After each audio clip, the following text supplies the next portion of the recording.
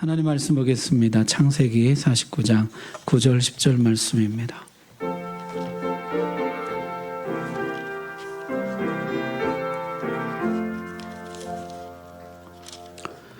다 함께 자리에서 일어나셔서 한 목소리 봉독합니다. 시작. 야곱이 바로에게 아뢰되 내 나그네 길의 세월이 130년이니이다.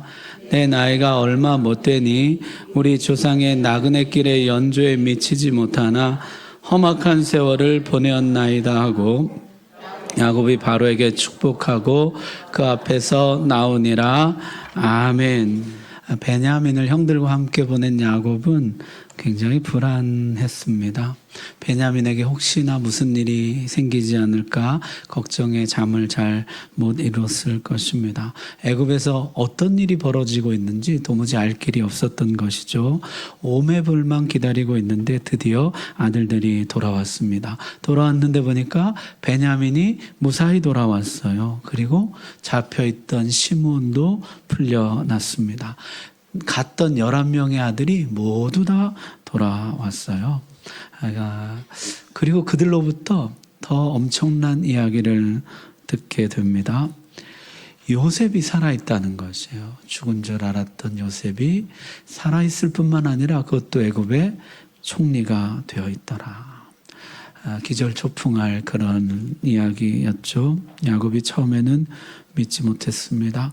바로가 보내준 애굽 왕의 그 수레를 보고서야 비로소 믿었다 그래요. 대통령 의전 차량을 수십 대 보내준 것이죠. 그걸 보고서야 믿게 되었다는 것이에요.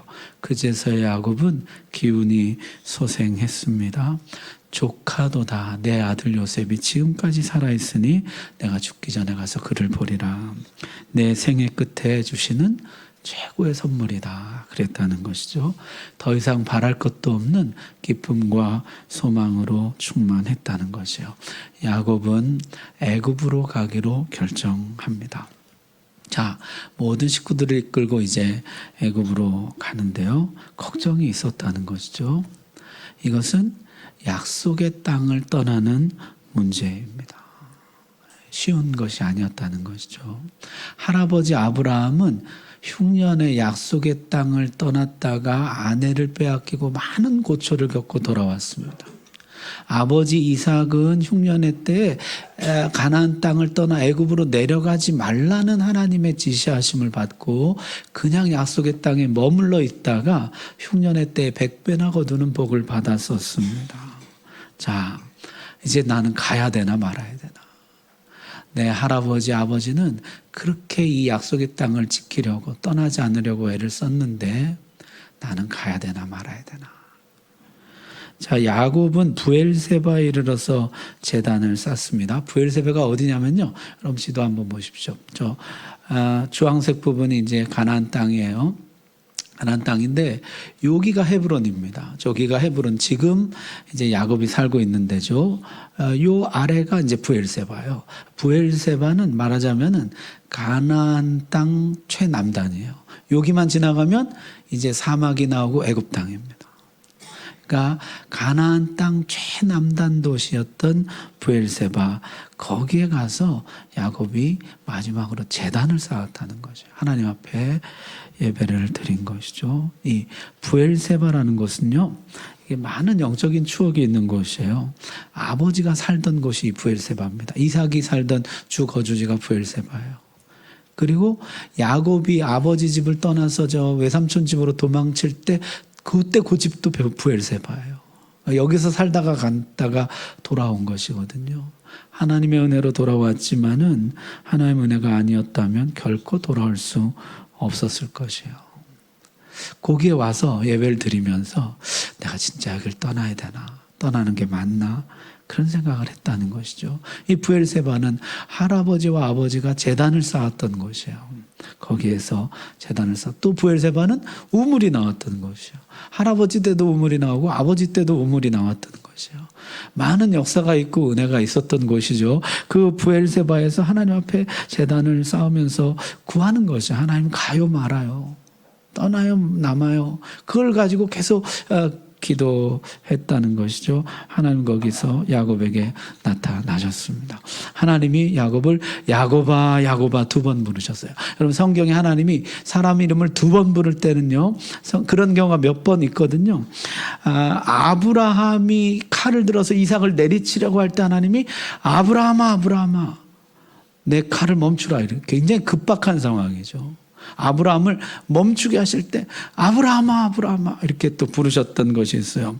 그 다음에 가면 이제 모세를 부르실 때 모세야 모세야 이렇게 부르시거든요. 지금 현실이 어떠냐면은 애굽에서 400년 종살이를 하고 있어요. 그 참담한 현실 중에 하나님이 모세를 굉장히 안타깝고 긴급하게 부르실 때 모세야 모세야 이렇게 부르셨습니다. 또 사무엘아 사무엘아 이렇게 부르는 장면이 나와요. 사무엘을 부르실 때는 어떻습니까? 엘리 제사장이라고 있는데 매우 비둔한 사람이었어요. 영적으로 매우 둔감한 제사장입니다. 그 아들 홈니와 비느하스, 이 녀석들은 어때요? 성소의 재물을 훔쳐다가 먹고 성소에 수종드는 여성과 간음을 하고 온갖 못된 짓을 했거든요. 그런 가운데 하나님이 사무엘을 부르세요. 사무엘아 사무엘아. 굉장히 안타깝고 간절한 음성이죠. 신약으로 오면요, 바울이 된 사울, 다메섹의 교회를 잔멸하려고, 교회 그 불씨까지 없애려고 다메섹으로 갈 때 주님이 그를 사울아 사울아 다급한 음성으로 부르십니다. 예수님이 마르다를 부르실 때 마르다야 마르다야 2번 부르세요. 처음엔 주님을 섬기는 일을 기쁨으로 하다가 나중에 이제는 어떻게 해요? 화가 나고 원망스럽고, 그런 마르다를 주님이 마르다야 마르다야 부르면서 뭐라 그래요? 한 가지만 해도 족하다.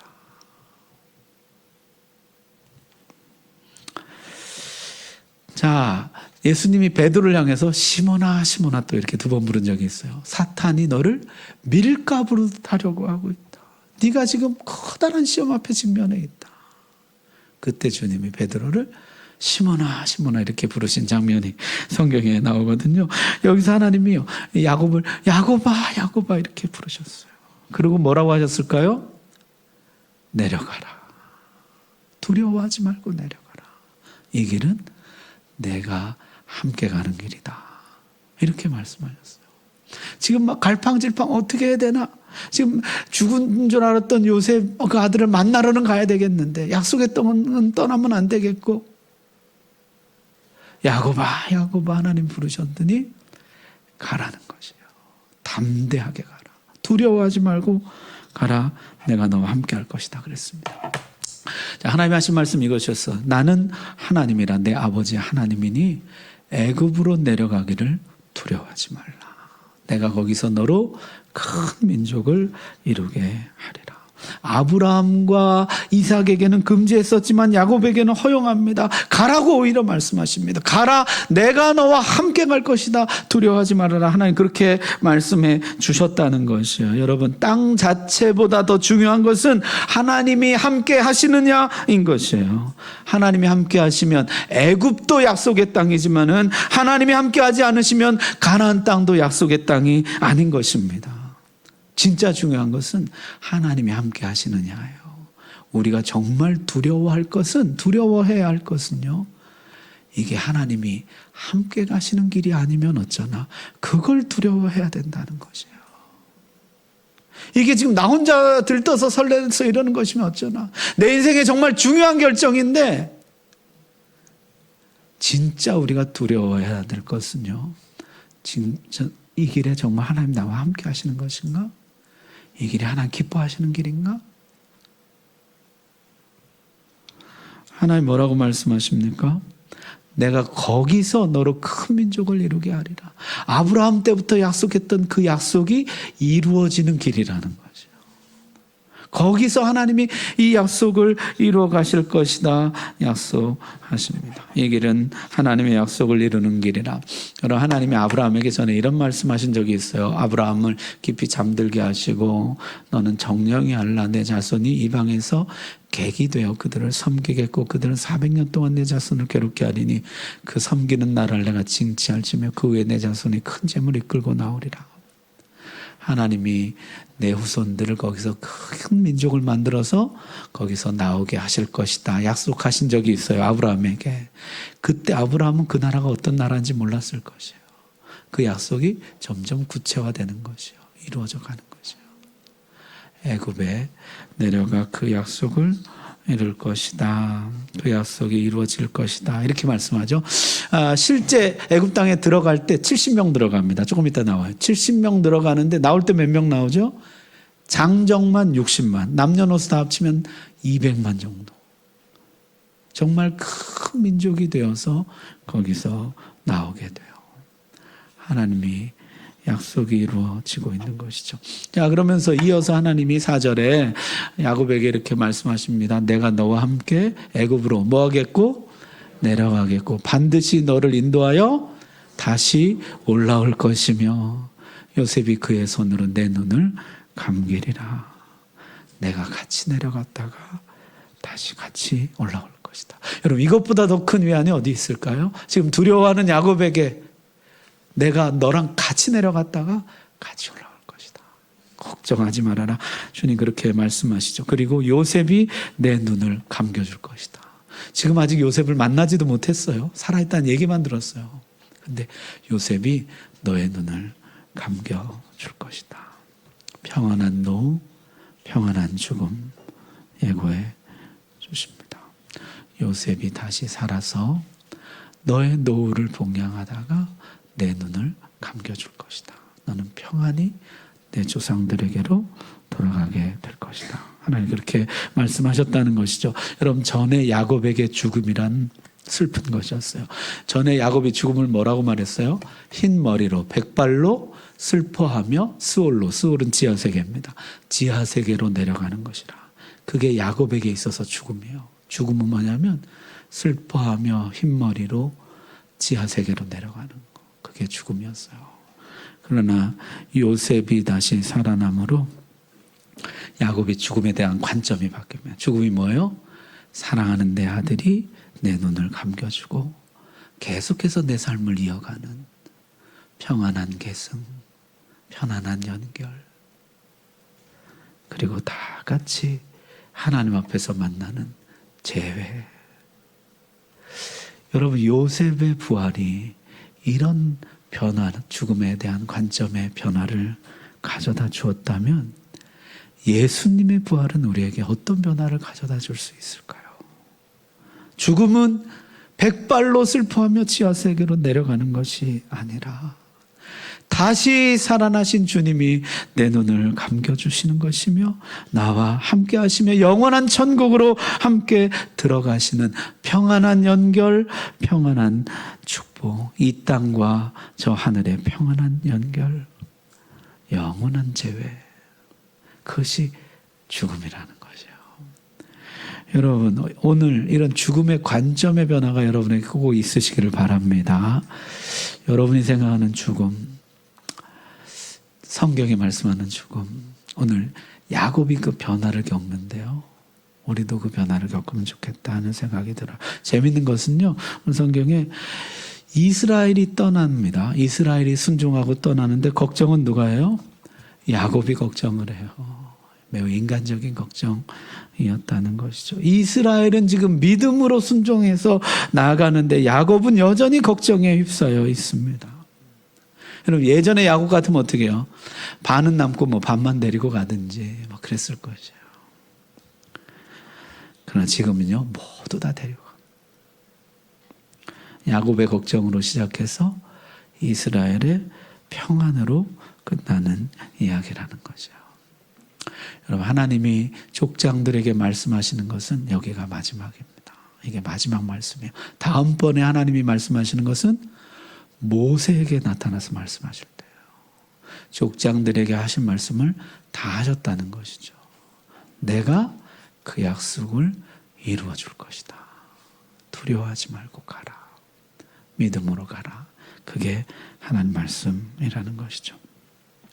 자, 야곱이 브엘세바에서 떠날 때요, 바로가 보내준 수레, 가족들, 식구들, 살림살이 다 싣고 갔다. 성경이 이렇게 기록하는데요. 그때 들어간 명단이 오늘 성경에 나오고 있어요. 명단을 다 볼 수는 없고, 그 합계 인원만 보면 이렇습니다. 레아의 자손들은 33명이었어요. 그 다음 레아의 종이었던 실바의 자손들은 16명, 라헬의 자손들은 14명이고, 라헬의 종이었던 비라의 자손들 7명, 도합 70명입니다. 그렇게 70명이 이제 약속의 애굽 땅으로 들어갔다는 것이죠. 야곱은 평생에 이 큰 이주를 3번 하는데, 첫 번째는요, 아까 그 브엘세바에서 혼자 도망쳤잖아요. 외삼촌 집으로. 그때 갈 때는 혼자 갔어요. 거기서 돌아올 때 몇 명 돌아옵니까? 17명 돌아와요. 야곱 자신과 내 아내와 12아들. 그래서 17명이 돌아오거든요. 그리고 여기 애굽에 내려갈 때는 70명이 내려갑니다. 그리고 여기서 올라올 때는 200만 명이 올라오고, 정말 하늘의 별과 같은 자손을 주신다는 하나님의 약속이 점차 현실화되고 있는 것이요. 드디어 야곱이 애굽 땅에 들어왔습니다. 요셉이 수레를 갖추고, 굉장히 정성을 들이고 예를 갖췄다는 뜻이죠. 수레를 갖추고 고센 땅까지 올라가서 맞은, 그 고센 땅은 이제 경계 바로 밑이거든요. 애굽 땅에 들어오자마자 거기까지 버선발로 뛰어나가서 맞이했다는 것이에요. 아버지를 만납니다. 그리고 성경에 보니까 목을 어금맞겨 안고 서로 오랫동안 울었다는 것이에요. 22년 만에 만남이에요. 그것도 나를 너무나 아껴주고 사랑해준 아버지였거든요. 그 아버지를 만났을 때 목을 어금맞겨 오랫동안 울었다.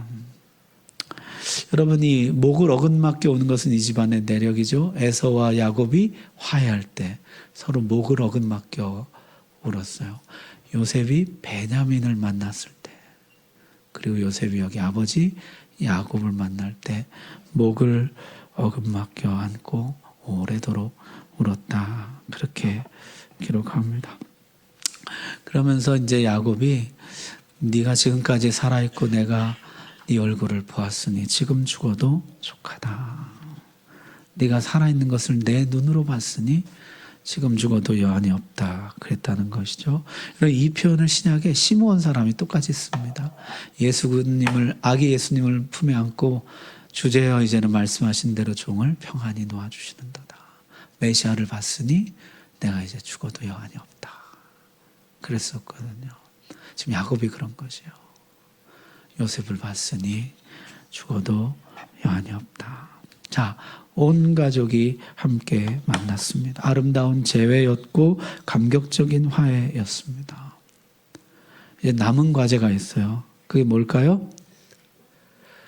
애굽은 그렇게 만만한 곳이 아닙니다. 찬란한 이집트 문명이 발달한 곳이에요. 거기는요, 발달된 도시가 있어요.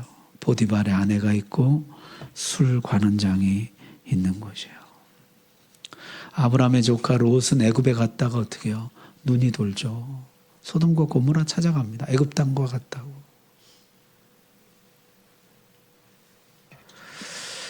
애굽 땅에서 하나님 백성의 정체성을 잃어버리지 않고 사는 것은 결코 쉽지 않은 일일 것입니다. 여러분, 이민 간 사람들 얘기 들어보시면 어때요? 한 세대만 지나면 어떻습니까? 애들에게 정체성에 혼란이 와요. 나 미국인이야, 한국인이야? 한 세대만 지나도 그렇거든요. 이 백성 여기서 400년 살아야 됩니다. 애굽에서 400년 살면서 어떻게 하나님 백성의 정체성을 잃지 않을 것인가? 거기 들어가서 그냥 애굽화 돼버리면 소용없는 것이잖아요. 약속이고 뭐고 소용없는 거잖아요. 어떻게 하면 이스라엘의 가족들이 이 거대한 애굽 땅에 살면서 하나님의 백성으로 살아갈 것인가? 요셉이 내린 답이 뭐냐면 고센 땅이에요. 고센 땅. 고센 땅에 살게 하자는 것이죠. 고센 땅은요, 나일강 삼각주 그 끝부분에 있는데요. 가장 비옥한 땅입니다. 뿐만 아니라 애굽과 가나안 땅의 경계 지역이에요. 나중에 출애굽할 때도 바로 올라갈 수가 있죠. 바로 그 경계 지역이니까요. 뿐만 아니라 여러분 거기에 보시면은 당시에 그 애굽의 수도가 여기 멤피스 요 근처 금방 어디였을 것이라 그래요. 여기서부터 고센 땅까지 250km입니다. 당시 수도였던 곳으로부터 250km 떨어진 애굽의 꽤 변방 지역이었다는 것이죠. 애굽의 영향으로부터 멀어지게 하고 언제나 약속의 땅을 바라보면서 언제라도 하나님 말씀하시면 나갈 수 있는 고센 땅에 살도록 했다는 것이요. 그러면서요, 바로가 불러서 직업이 뭐냐 묻거든 주의 종들은 어렸을 때부터 지금까지 목축업을 하는 목자입니다. 우리 아버지도 그랬고 우리 아버지의 아버지도 그랬고 계속해서 우리는 목자들이었습니다. 그렇게 대답하라는 것이에요. 애굽 사람들은 목축업을 굉장히 천히 여겼다는 것이에요. 요새 말로 하면 3D예요. 애굽 사람들은 잘 하지 않는 직종인 것이에요. 그러면 바로가 어떻게 해요? 너희가 거기서 가축이나 치면서 그 땅에서 살아라. 이제 이렇게 말할 것이라는 것이죠. 자, 요셉은요, 바로의 질문에 너의 직업이 무엇이냐의 질문에 우리가 목축업을 하는 목자들입니다. 이렇게 대답하라 그랬어요. 여러분 지금 실세를 가진 애굽의 총리가 자기 가족들을 다 애굽 땅으로 데려왔다. 그럼 첫 번째 드는 의심이 뭐겠어요? 애굽의 요직을 가족들로 채움으로써 자기 기득권을 오래 유지하려는 어떤 그런 불순한 시도, 의도로 볼 수 있는 것이죠. 거기에 요셉이 뭐라 그러는? 우리는 그런 마음이 전혀 없습니다. 우리는 목자들입니다. 우린 가축 치는 사람들입니다. 그런 대답을 하라 했던 것이죠. 뿐만 아니라 이것이 사실이에요. 정직하게 대답하라. 이 형들 거짓말 잘하는 사람들이었잖아요. 바로의 질문에 정직하게 대답하라. 그런 힌트를 줬다는 것이죠. 자, 바로가 물었을 때 형들이 그대로 대답합니다. 그러니까 바로가 듣고 뭐라 그래요? 그러면 너희는 아까 그 고센 땅에 거하면서 어떻게 해요? 내 가축을 관리하라. 애굽 땅의 가축을 고센 땅에서 키웠는데 거기서 내 가축 관리하라는 것이죠. 여러분 기록에 의하면 람세스 3세는요. 자기 가축들을 돌보는 사람이 3,264명 있었다 그래요. 그러니까 그 가축대가 어마어마한 것이잖아요. 그러니까 어떻게 해요? 요셉 형들 다 거기 노동자로 가서 그 가축대 돌보는 일을 했다. 성경이 그렇게 기록하는 것이죠. 자, 그렇게 하고 이제 그 다음에 야곱이 이제 바로를 만나게 됩니다. 바로가 내 나이가 얼마냐? 내 나그네 순례길 세월이 130년입니다. 이렇게 대답을 바로가 깜짝 놀랐을 것이에요. 여러분 기록에 의하면 애굽인들 중에 최장수가 110세였다 그래요. 그러니까 이 사람들이 이상적으로 생각하는 장수는 110살 정도 사는 거죠. 그런데 이 사람 몇 살이 지금 130살이고 그 다음에 17년 더 살고 147세에 죽거든요. 그러니까 이게 경이로운 것이에요. 여러분 당시엔 장수가 최대 복입니다. 가장 복받은 사람이 앞에 온 것이죠. 내가 130살인데 한참 지금 우러러보고 있는데 우리 조상들의 연조에 미치지 못합니다. 그러면서 우리 할아버지는 175세, 우리 아버지는 180세. 그러니까 우와. 우리 선조들의 그 연조에는 내가 미치지 못합니다. 그러고 뭐라 그러냐면 그러나 내가 험악한 세월을 보냈습니다. 총리를 아들로 둔 아버지의 대답이라고는 너무 의외죠. 너무 살만합니다. 너무 행복합니다. 이런 영광이 이렇게 말할 것 같은데 참 험악한 세월을 살았습니다. 그렇게 대답했다는 것이요. 여러분 야곱의 말이 과장이 아닌 게 형만 사랑하는 편의 끝판왕 아버지 밑에 태어나서 그 복을 사랑을 한번 받아보려고 몸부림치고 거짓말하고 훔치고 어쩌고 하다가 부모님을 도망칠 수밖에 없었던 어린 시절, 불행한 결혼 생활, 딸 디나의 일, 돌아오는 길에 사랑하는 아내 라헬은 죽고 큰아들 녀석은 내 침상에 올라오고 아들이 죽은 줄 알고 슬퍼하면서 외롭게 사는 노년, 거기에 말년에 극심한 기근까지. 어떻게 보면 정말 험악한 세월이었던 것이죠. 내가 참 험악한 인생 살았습니다. 그렇게 이야기를 했다는 것이죠. 자, 그러면서 어떻게요? 바로에게 축복하고 나왔다. 아이, 그렇게 험악한 세월 산 사람이 축복은 무슨 축복이에요?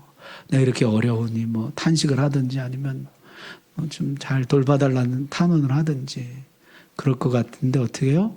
야곱이 축복을 했다는 것이죠. 이 축복에 담긴 의미가 뭐예요? 험악한 세월이었지만 그러나 하나님이 여기까지 나를 인도해 주셨습니다. 하나님이 하나님의 일을 하셨습니다. 하나님이 나에게 주셨던 약속을 그 험악한 세월 속에 다 이루어 주셨습니다. 과장 아니에요. 사실입니다. 정말 야곱에게 주신 모든 약속, 그 험악한 세월, 라반의 밑에 있을 때, 에서와 화해할 때, 지금까지 그 모든 삶에서 하나님이 다 이루어 주셨다는 것이에요. 야곱이요, 뭐 탄식하고 원망하고 그러지 않고 어떻게 해요? 축복했다는 거죠. 여러분, 우리도 야곱 못지않게 험악한 세월을 살아가고 있지만 원망하고 분노하고 탄식하는 것이 아니라 그러나 험악한 세월 속에서도 하나님은 일하시며 하나님은 여기까지 나를 인도하시고 하나님의 모든 말씀을 이루어 가심을 믿고 우리가 믿음으로 세상을 축복하는 사람 되기를 바랍니다. 바로를 축복했다는 것이요. 여러분, 어떻게 보면 거꾸로 된 거 아니에요? 지금 바로는 애굽의 그 당시 고대 근동의 최강대국의 왕인데 거꾸로 축복을 받아야 될 판에 축복했다는 거죠. 이 모든 복 하나님이 주시는 것이죠. 너로 말미암아 천하 만민이 복을 받으리라는 말씀이 이루어지고 있는 것이요. 자, 그렇게 야곱 식구들은 고센 땅에서 살게 되었습니다. 기근이 아직 많이 남아 있어요. 기근이 점점 심해졌다는 것이요. 그래서 어떻게 해요? 애굽의 모든 사람들 돈이 다 씨가 말랐다는 것이에요. 그 돈으로 양식을 다 샀는데 돈이 다 국가에 기속되게 되었습니다. 돈 떨어졌습니다. 우리에게 양식을 주십시오. 굶어 죽게 생겼습니다. 그랬더니 요셉이 가축을 내라 그랬다는 것이에요. 애굽의 모든 가축이 국가 재산이 됩니다. 돈도 가축도 다 냈습니다. 이제 우리 남은 것은 몸뚱아리와 이 땅뿐입니다. 그랬더니 땅을 내라. 애굽의 모든 땅이 국가 재산이 되게 됐다는 것이죠.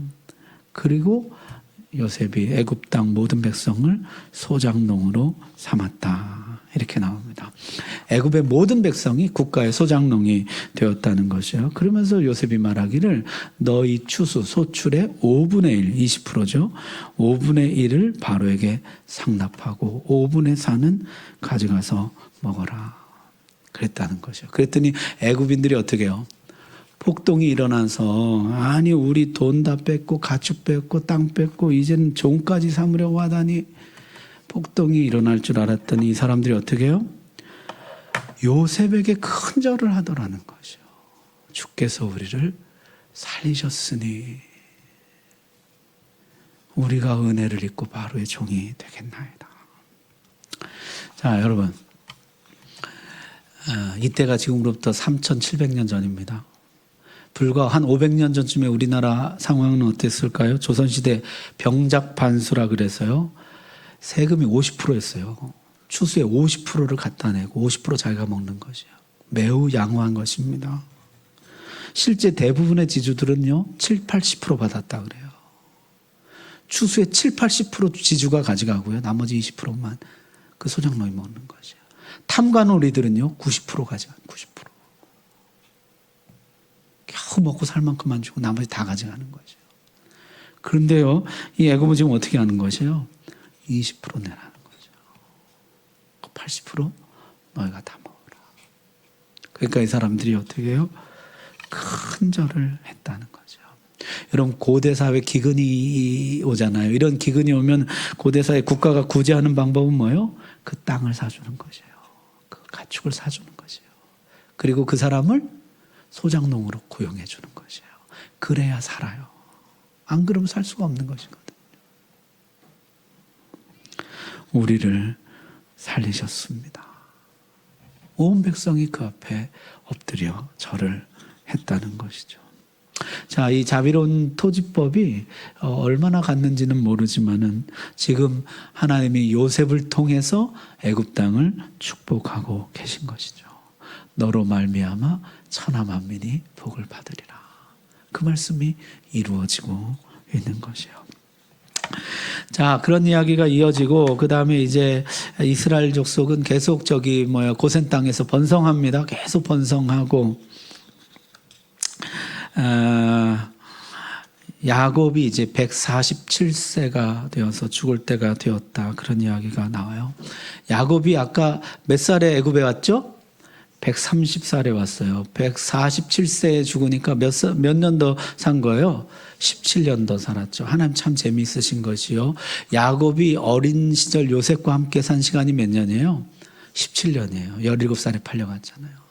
17년 그 어린 아들을 데리고 살았는데 마지막에 총리가 된 아들과 함께 산 시간도 17년이에요. 그래서 그 시간 요셉 봉양을 받으면서 행복한 시간을 보내고 147대 평안한 노후를 보내고 147세에 야곱이 죽습니다. 야곱이 죽을 날이 임박했을 때 요셉을 불러서 맹세를 시키죠. 너는 나를 이 땅에 장사하지 않겠다고 맹세하라. 약속의 땅, 가나안 땅, 우리 선조들의 무덤에 나를 장사하겠다고 약속하라는 것이요. 여러분 지금 형편이 꽤 좋아요. 아들이 총리고 지금 고센 땅 가장 비옥한 땅이라 그랬잖아요. 그런데다가 지금 이집트가 그 당시 최강대국이니까 외적의 침입도 없어요. 그래서 학자들은요, 이 고센 땅을 인큐베이터라고 불러요. 하나님 거기다 집어넣어 놓고 막 키우신 것이에요. 70명 들어가서 어떻게 해요? 200만 명으로 그냥 확 자라나는 것이에요. 가장 비옥한 땅에서 전혀 간섭 통제 안 받고 자유롭게 마음껏 번성해 가는, 가나안보다 훨씬 살기 좋죠. 그런데 뭐라는 거예요? 돌아가야 된다. 돌아가야 된다. 여기는 임시 피난처지 영원한 거처 아니다. 돌아가야 된다. 너는 나를 반드시 조상들의 묘지에 장사하겠다고 약속하라는 것이죠. 자, 요셉은 어떻게 했습니까? 요셉은 이 백성들에게 이 땅이 영원한 거주지가 아니라 약속의 땅으로 돌아가야 된다는 것을 알리기 위해서, 하나님 백성의 정체성을 유지하기 위해서 고센 땅에 살도록 했습니다. 야곱은 어떻게 해요? 죽을 때 자기를 약속의 땅에다 갖다 장사하라. 그런 맹세를 하게 해요. 여기는 우리 땅이 아니라는 거죠. 아무리 살고 좋고 편해도 여기 우리 땅이 아니에요. 우리의 영원한 거주지, 우리의 본향은 약속의 땅, 하나님 약속하신 저곳이다.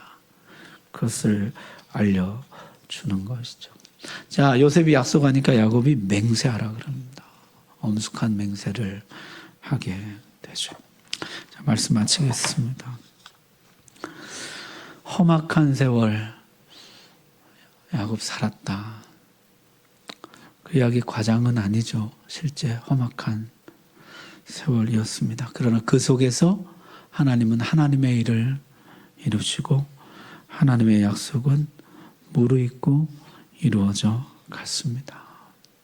지금 내가 살고 있는 삶이 험악한 세월이라 할지라도 그러나 이 가운데 하나님은 하나님의 일을 하실 줄로 믿습니다. 하나님의 약속을 이루어 가실 것입니다.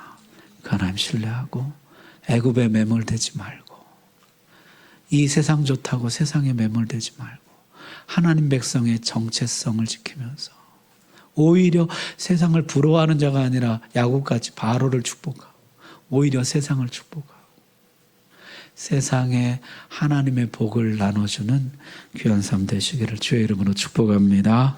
기도하겠습니다.